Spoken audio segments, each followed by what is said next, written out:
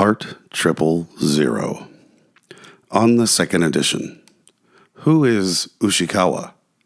What connection to Japan? Perdurabo? Anima expergisere? How did we get here? On the second edition. Hello, and welcome to the third edition of the Book of Stars. In the past year, I have moved to Las Vegas and become a full-fledged psychonaut. I have taken the cards and concepts in this book into my trips, along with other well-established magical practices, and have discovered what I believe to be the next step in the spiritual evolution of humankind. These findings will be shared in another book, The Handbook for the Recently Deceased. In this book, I have updated the interpretations of the trumps and cleaned up some of the wording throughout. I consider this to be the definitive edition, barring any drastic magical experiences within 365 days of July 14th, 2021. Written July 14th, 2021. The following is a disclaimer. This book will upset some of you. I am not an academic of any kind. Yes, this is an admittedly Western book, written by someone whose soul may have emanated from Japan, but whose body grew up in the West, utilizing Western occult esotericism to approach a very Eastern spirituality. This book is not a thelemic treatise or associated with the OTO or AA in any way, shape, or form. This system is not designed to replace, supplant, or supersede any already extant system. This book is not an exhaustive analysis of the Kabbalah, Gematria, AIQ, BKR, or Noterikion. I will not cover everything, and if one would like more depth from these realms, I highly recommend the following books to start your library. Transcendental Magic by Eliphaz Levi. Start here. 777 by Aleister Crowley. Quite possibly the greatest and most important book ever compiled. The following books, also written by Aleister Crowley. The Book of Thoth, The Book of Lies, Liber A.L., Conx Om Pax, Eleusis, Time. The Spiritual Guide by Miguel de Molinos, Understanding Aleister Crowley's Thoth Tarot by Lon Milo Duquette, The Chicken Kabbalah by Lon Milo Duquette, Enochian Vision Magic, also by Lon Milo Duquette. A Garden of Pomegranates by Israel Regardi. Mental Alchemy by Ralph Maxwell Lewis. The following books written by Harvey Spencer Lewis. Master of the Rose Cross.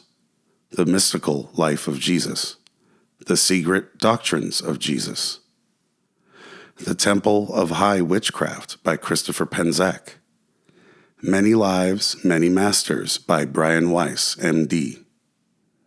The Secret Chief Revealed by Myron J. Stolaroff. Liber Null and Psychonaut by Peter J. Carroll. Having purchased and read all of these books, I can say with force that they will fill in any gaps and should serve as the sturdiest of foundations of any occult library.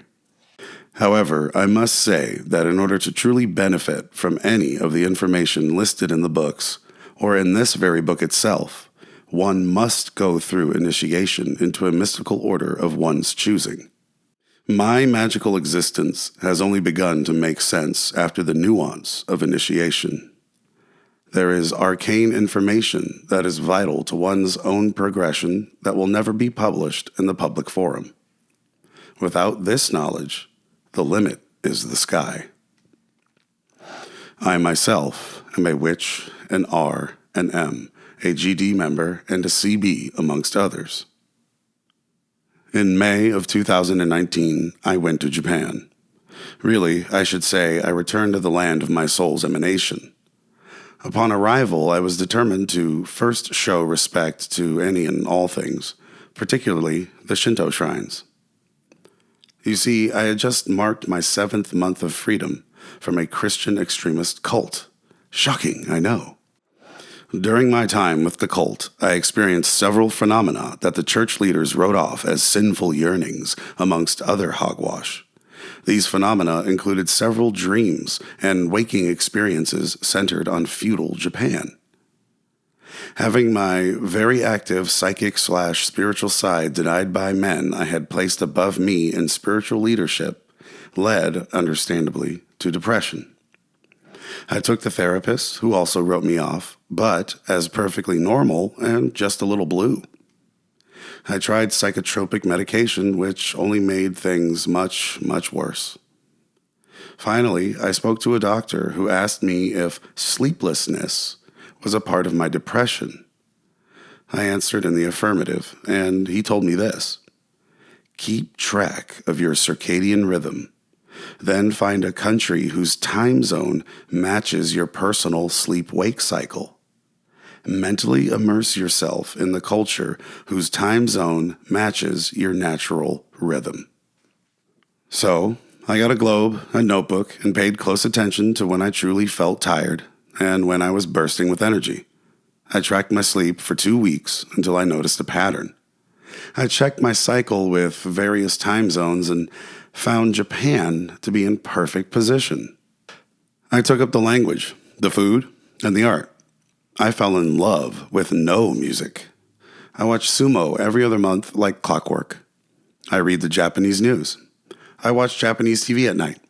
I buy Japanese goods as frequently as I can, and so on. By far, adopting Japanese culture has done more to relieve my symptoms than any other treatment set before me. After I experienced my first real wave of relief, I felt indebted to Japan. To pay homage, I have taken several Japanese pen names and made the Shinto pantheon my pantheon. It was this very drive to show gratitude for saving my life that led me to endeavor to first show respect upon arrival, and not wait for it to be shown to me. My trip took me nearly 2,000 miles in 7 days. From Sumida City to Itsukushima and everywhere in between, I was blessed by Japan. The kami greeted me at the airport and guided my every step. About 4 months after my return, I formally discovered magic, and the floodgates opened. I had already banished my belief in coincidence, given several earlier experiences that would be inappropriate to include here, when I discovered an interesting little thread and gave it a tug. Hoshi, the Japanese word for star, has 5 letters in the Romaji system of writing.